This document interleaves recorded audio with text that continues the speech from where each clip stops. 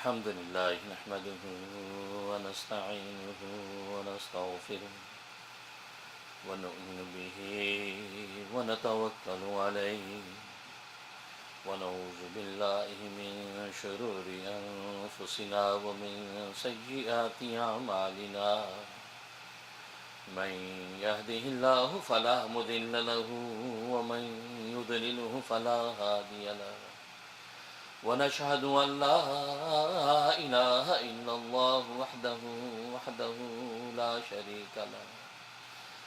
شريك له ولا نظير له ولا مثل له ولا مثال له ونشهد أن سيدنا وسندنا وشفيعنا وشفيع أمرنا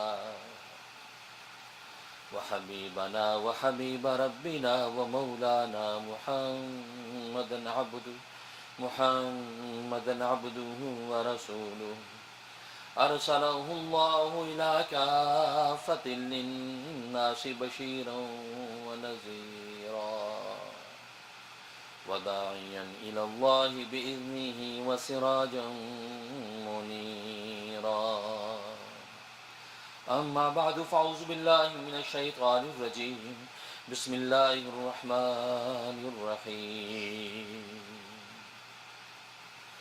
قد أفلح من تزكى وذكر اسم ربه فصلى بل تؤثرون الحياة الدنيا والآخرة خير وأبقى إن هذا لفي الصحف الأولى صحف إبراهيم وموسى.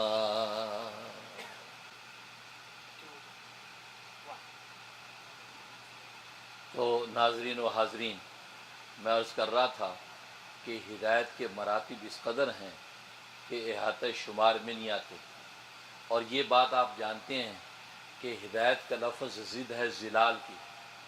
ہدایت کے مقابلے میں ضلالت کا لفظ آتا ہے، تو ضلالت کا لفظ ضاد کے ساتھ گمراہی. تو جب ہدایت کے مراتب بے شمار ہیں تو ضلالت کے مراتب بھی بے شمار ہوں گے. ظاہر ہے کہ اس کے متضاد لفظ ہے. جب ہدایت کے مراتب اور منازل بے شمار تو پھر ضلالت و گمراہی کے مراتب بھی بے شمار ہیں. درجہ بدرجہ مختلف مراتب کے اوپر انسان فائز ہوتا ہے. کم درجہ ہے، اس سے اوپر کا درجہ ہے. جس طریقے سے میں نے بتایا کہ امام شافعی رحمہ اللہ تعالی، علامہ انور شاہ کشمیری رحمہ اللہ تعالی جو فرماتے ہیں کہ ہم تو اب تک گویا کہ وہ جہالت میں تھے. اس کا مطلب علم کے مراتب اگر بے شمار ہیں تو جہالت کے مراتب بھی بے شمار ہیں. جب علم کے اوپر کی منزل میں قدم رکھا تو اس کی اضافت سے نیچے کی منزل جہل نظر آتی. اس سے اوپر کی سیڑھی پہ قدم رکھا تو اس کی بلندی کی نسبت سے اس سے پہلے والی سیڑھی جہل نظر آتی ہے. تو بالکل اسی طریقے سے ہدایت کے مراتب بھی جب بے شمار ہیں، جب انسان ہدایت کے اوپر کے مرتبے پہ جاتا ہے تو نیچے کا مرتبہ اس کی بلندی کی نسبت سے ضلال اور گمراہی نظر آتا ہے. اس لیے اس پر لغوی معنی کے اعتبار سے ضلال کا اطلاق کرنا جائز ہو جاتا ہے. کہا جا سکتا ہے یار ابھی تک ہم ضلال تھے، گمراہ تھے، راہ گم تھی، اب ہمیں راہ ملی ہے. اس سے اوپر جاتے ہیں، اب اوپر کا مرتبہ جو منکشف ہوتا ہے تو کہتے ہیں یا اب تک ہم گمراہ تھے، ہماری راہ گم تھی، ہمیں تو اب انکشاف ہوا اوپر کی منزل کا. بالکل اسی طریقے سے ضلال کے مراتب بھی بے شمار ہیں. تبھی تو قرآن کریم میں اللہ تبارک و تعالی نے سورہ الضحیٰ میں سرکار دو عالم صلی اللہ علیہ وسلم کو فرمایا وَوَجَدَكَ ضَالًا فَهَدَىٰ، پایا تجھے تیرے رب نے ضال، راہ گم ہوا تجھے پایا، فہدا پھر ہدایت دے دی. اس کا مطلب کیا ہے؟ اس کا مطلب یہ ہے کہ وحی جلی اور مرتبہ نبوت پر جب تک تو فائز نہیں ہوا، اس سے پہلے کا جو مرتبہ وہ ضال کے اندر داخل تھا. جب نبوت اور وحی جلی کے مرتبے کی عالی پر فائز ہوا، اب پہلا مرتبہ ضال نظر آیا، اس لیے ہم نے تمہیں ہدایت دی. لہذا اس کا مطلب خدا نہ خواستہ یہ نہیں کہ سرکار دو عالم صلی اللہ علیہ وسلم خدا نہ خواستہ پہلے گمراہ تھے، یعنی پہلے شرک یا کفر میں تھے، جیسے کہ عیسائیوں نے اعتراض کیا. عیسائی مستشرقین نے اعتراض کیا آجی محمد بھی تو پہلے گمراہ تھے، خود قرآن کہہ رہا ہے وَوَجَدَكَ ضَالًا فَهَدَىٰ، پایا تجھے ہم نے گمراہ، اس کے بعد تجھے ہدایت دے دی. اس شبے کو میں دور کر رہا ہوں. کہ جیسے ہدایت کے مراتب بے شمار ایسے ضلال کے مراتب بھی بے شمار. تو اس مرتبے کے اعتبار سے کہ نبی کو نبوت عالی پر فائز ابھی نہیں کیا گیا اور نبی کو ابھی تک جو ہے وحی جلی منکشف نہیں کی گئی، تو اس سے پہلے کا مرتبہ لغوی معنی کے اعتبار سے ضال. اس لیے آپ نے فرمایا کہ امور شریعت کی تفصیلات سے تو ناواقف تھا، امور شریعت کی تفصیلات سے تو ناواقف تھا، تجھے خبر نہیں تھی، پھر اللہ نے تجھے اس کی تفصیلات سے آگاہ کر دیا. تو اس لیے وہاں پہ جو فرمایا کہ اہدنا الصراط المستقیم صراط الذین انعمت علیہم. اب سوال یہ ہوا کہ ہدایت تو ہم نے مانگی، ہدایت ملے گی کہاں؟ فرمایا سے بچاتا ہے، مضرت سے نقصان سے بچاتا ہے، نفع کو حاصل کرتا ہے. یہ کیفیت تو دل کا اور روح کا خون جوش میں آتا ہے. تو اللہ تبارک و تعالیٰ کی طرف بھی تم نسبت کرتے، اللہ کا غضب ٹوٹا. اللہ کو تو نہ دل ہے نہ خون ہے نہ ایسا جوش، تو اللہ کی طرف غضب کی نسبت کیوں کر رہے ہیں؟ اور اللہ کی طرف بہت سی چیزوں کی نسبت کرتے ہیں. وَمَكَرُوا وَمَكَرَ اللَّهُ، انسانوں نے مکر کیا، اللہ نے بھی تدبیر کی، تو مکر کا لفظ ان کی طرف نسبت کر دی. تو آخر یہ غضب کی نسبت اللہ تبارک و تعالیٰ کی طرف کس معنی میں؟ اس بات کو سمجھ لو کہ غضب کی نسبت اللہ تبارک و تعالیٰ کی طرف مجازی معنی میں ہے، مجازی معنی میں ہے. اس کے نتیجہ مراد ہے کہ جیسے انسان اپنے اس دل اور روح کے خون کے جوش کی وجہ سے سامنے دشمن کو مغلوب کر دینا چاہتا ہے، اور دشمن کی مغلوبیت اور مقوریتی نتیجہ اس کا ثمرہ ہے.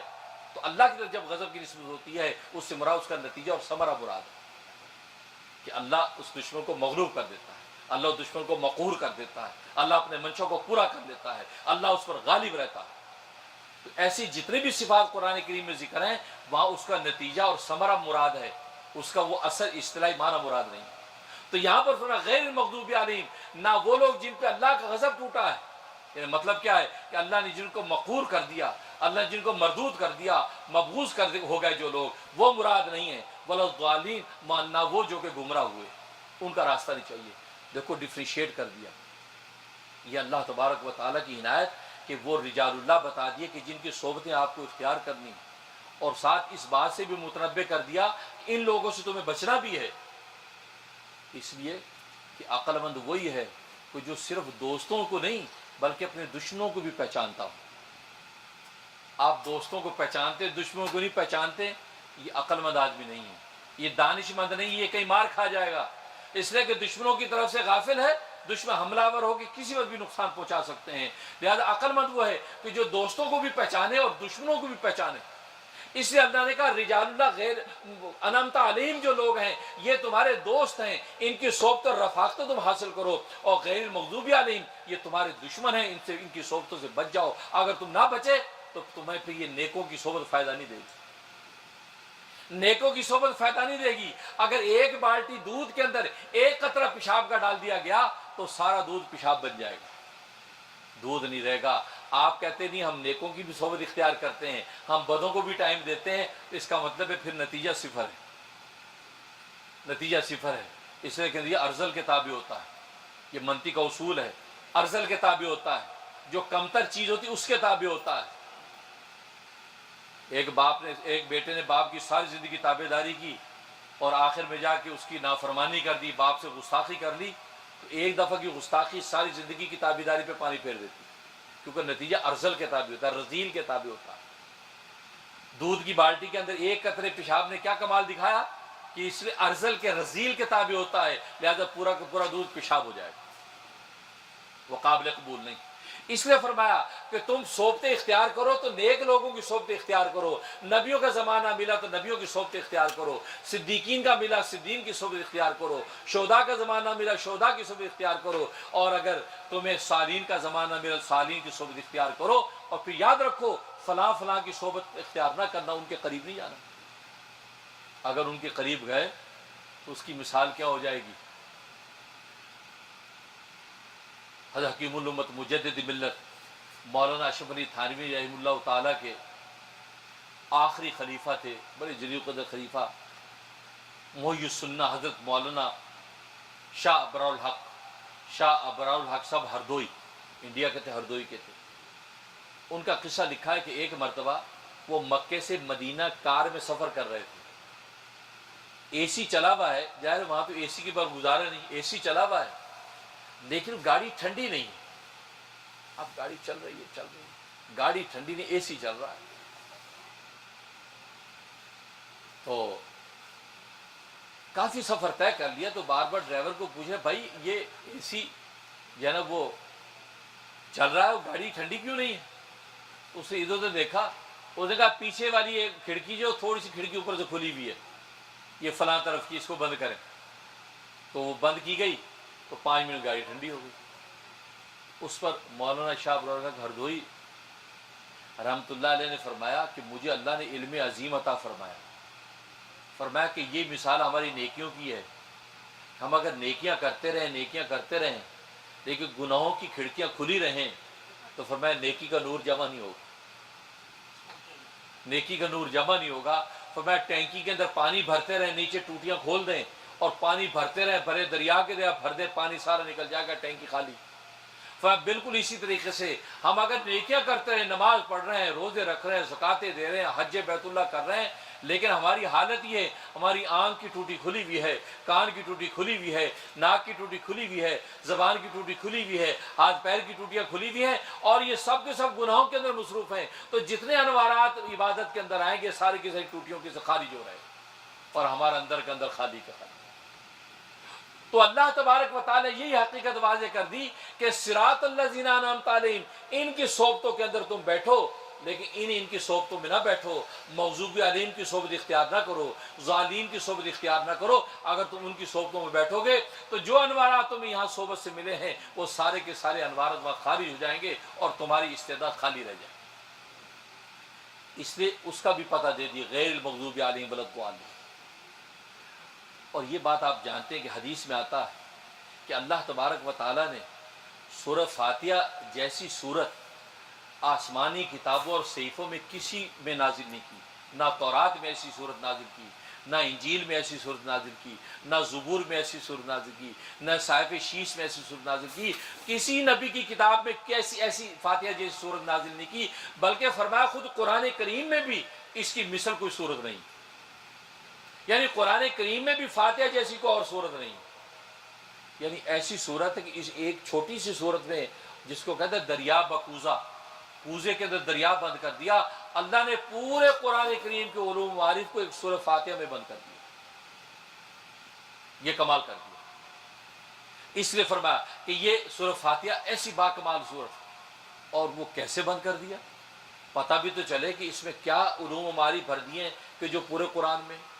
اصل میں بات یہ ہے کہ قرآن کریم میں 3 طرح کے انسانوں کا ذکر ہے اور 3 طرح کے علوم بیان ہوئے، اور وہ 3 طرح کے ویسے علوم ہیں کہ جو پہلے انبیاء کو جتنے علوم دیے گئے وہ 3 ہی طرح کے علوم دیے گئے تھے، اور تینوں طرح کے علوم اللہ تبارک و تعالی نے سورہ فاتحہ میں اتار دیے، اور 3 طرح کے انسانوں کا ذکر پورے قرآن کریم میں، بلکہ انبیاء اکرام علیہ الصلوۃ والسلام کی دعوتوں کے اندر جن جن انسانوں کو ذکر کیا گیا، دعوت دی گئی، وہ 3 ہی طرح کے انسان تھے۔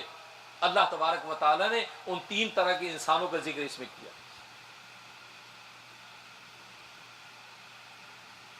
پہلی طرح کے انسان کون؟ وہ کہ جو اللہ تبارک و تعالیٰ کے ظاہراً بھی فرما بردار اور باطناً بھی فرما بردار ہیں، جن کو مومنین کہتے ہیں۔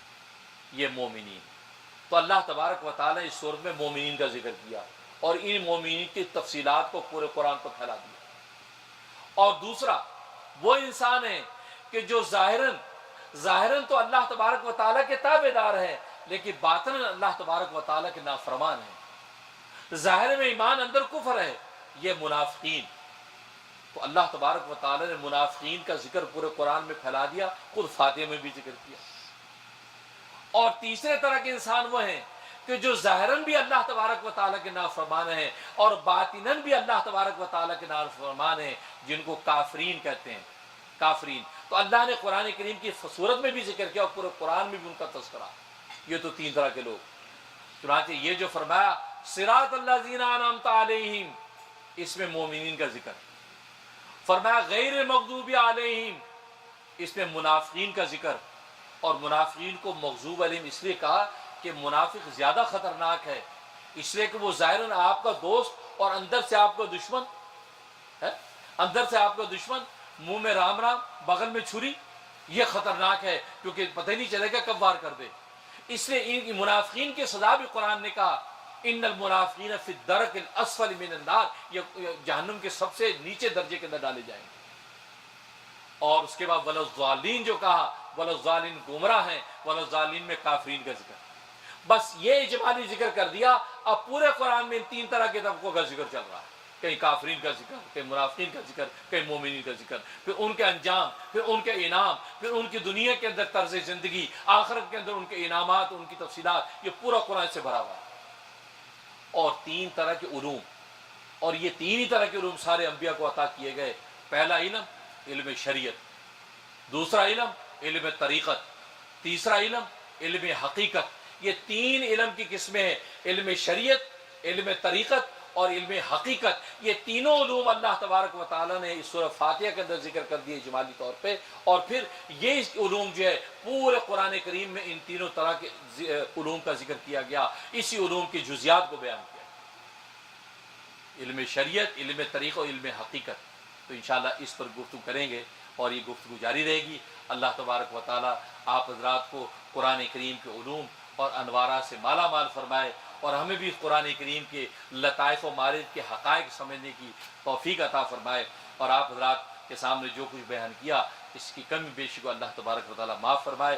اور انشاءاللہ آئندہ درس کے اندر ہم جو ان تین علوم پر گفتگو کریں گے، علم شریعت کیا، اس کے حقائق و معارف کیا ہے، علم طریقت کیا، اس کے حقائق و معارف کیا ہے، علم حقیقت کیا، اس کے حقائق و معارف کیا ہے، تو پھر آپ کو پتہ چلے گا واقعی سورہ فاتحہ میں اللہ تبارک و تعالیٰ نے دریا بکوزہ، جیسا کہ روایت میں آتا ہے، حضرت علی رضی اللہ تعالیٰ کی روایت ہے کہ تمام آسمانی کتابوں کے علوم اللہ تبارک و تعالیٰ نے قرآن کریم میں بند کر دیے ہیں، اور خود قرآن نے بھی یہ دعویٰ کیا رسول من اللہ یتلو صحفا مطہرۃ فیہا کتب قیمہ، کہ اس قرآن کریم کے اندر پہلی ساری مستحکم کتابیں بند کر دی گئی ہیں۔ اس میں تورات کے علوم بھی ہیں، اس میں انجیل کے علوم بھی ہیں، اس میں زبور کے علوم بھی ہیں، اس میں صحائف شیش بھی ہیں، صحائف ابراہیمیہ بھی ہیں، سارے علوم اللہ نے قرآن میں بند کر دیے۔ اور فرمایا پورے قرآن کے علوم کو اللہ تبارک و تعالیٰ نے سورہ بقرہ کے اندر بند کر دیا، سورہ بقرہ کے تمام علوم کو سورہ فاتحہ میں بند کر دیا، اور سورہ فاتحہ کے تمام علوم کو بسم اللہ الرحمن الرحیم میں بند کر دیا،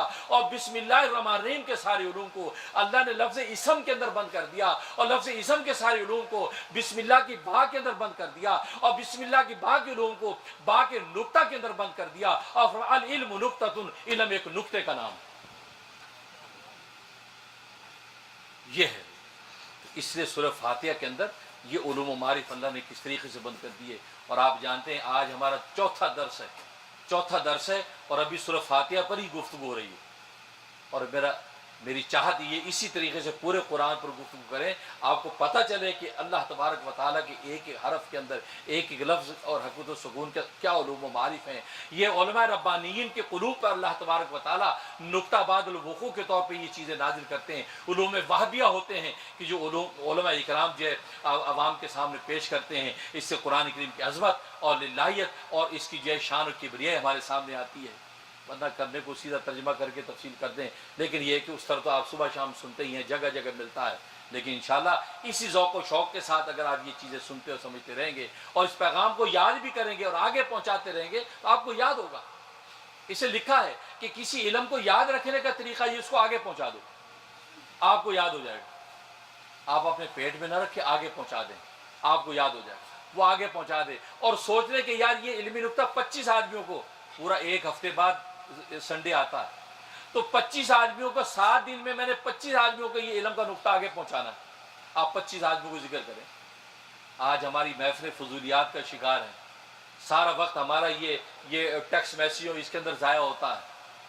آپ گھر کے اندر 25 آدمیوں کو، اور یہ نہ سوچیں کہ یار اس بچے کو میں کیا بیان کروں، یہ بچہ تو سمجھتا نہیں۔ ہمارے والد صاحب رحمۃ اللہ علیہ اپنے وقت کے بہت بڑے عالم ربانی، میں تو ان کو کہتا تھا امام غزالی آ رہا ہے، کیا یہ غزالی اور رازی کے علوم ان کے پاس تھے، اور ہم چھوٹے چھوٹے تھے، ابھی اولا ثانیہ پڑھ رہے ہیں، ہمیں بڑے بڑے علوم و معارف کی باتیں سنا دیتے تھے، ہم سن رہے ہیں۔ لیکن آج ہم خوش ہوتے ہیں کہ یار ابا جی نے اس وقت بات سنائی تھی، آج ہمیں 20 سال کے بعد سمجھ میں آ گئی۔ آج ہم جھومتے ہیں کہ سبحان اللہ، اگر وہ نہ بتائی ہوتی اور وہی انتظار کرتے کہ یہ منزل پہ پہنچ جائے تب بتاؤں گا، اس وقت تو وہی نہیں رہے۔ وہی چلے گئے دنیا سے، لیکن وہ علوم و معارف ہمیں اپنی محفلوں میں بتاتے رہے۔ نتیجہ یہ کہ آج ہمیں وہ کام آئے، اور آج ہم نے سوچا ہو ابا جی نے یہ جو بات کہی تھی، سبحان اللہ کیا بات ہے، اس ایک بات سے ہمیں اللہ نے آج 10 باتیں واضح کر دی۔ اس لیے یہ نہ سوچو بچوں کو کیا پتا، اپنی بیوی کو شیئر کر لو، بچوں کو سنا دو، ان کے دماغ کے اندر وہ بات رہے گی، کسی نہ کسی وقت جب علم کا انکشاف ان پر ہوگا تو اس علم کا لطف وہ بچہ اٹھائے گا، سبحان اللہ ابا نے یہ بات کہی تھی، مزہ آ گیا اس سمجھ کے، باقی پتے کی بات آگے پہنچو، 25 آدمیوں کو پیغام پہنچاؤ گے، آگے سے آگے شیئر کرو گے، نتیجہ کیا ہوگا، یہ علم باقی رہے گا، بات آگے پہنچے گی، پتہ چلے گا کہ قرآن کریم کے علوم و معارف کیا ہیں، اور خود آپ کو بھی یاد ہوگا، اور جیسے خیر کی بات آگے پہنچتی جائے گی آپ کو اس کا اجر و ثواب ملتا جائے گا۔ فضول چیزیں اور لطیفے تو ہم بہت شیئر کرتے ہیں، بٹن دبایا لطیفہ بھیج دیا، بھائی یہ اس کی تو ویڈیوز بھی بن جاتی ہیں، لنک بھی آ جاتے ہیں، شیئر کریں، آگے پھیلائیں، اپنے فیس بک کو بھی شیئر کریں۔ آج کا یہ طریقہ کار، یہ میڈیا، اس کو آپ استعمال کریں خیر کے لیے، تو یہ علوم و معارف جب آگے پہنچے گا تو آپ کو بھی اس کا اجر و ثواب ملے گا، اور آگے لوگوں کے گھروں تک علم کی بات پہنچے گی، اور اللہ تبارک و تعالیٰ قرآن کریم کے انوارات سے اہل ایمان کے دلوں کو منور کریں گے۔ اللہ سے دعا ہے کہ اللہ تبارک و تعالیٰ عمل کرنے کی توفیق عطا فرمائے۔ وآخر الدعوانا ان الحمد للہ۔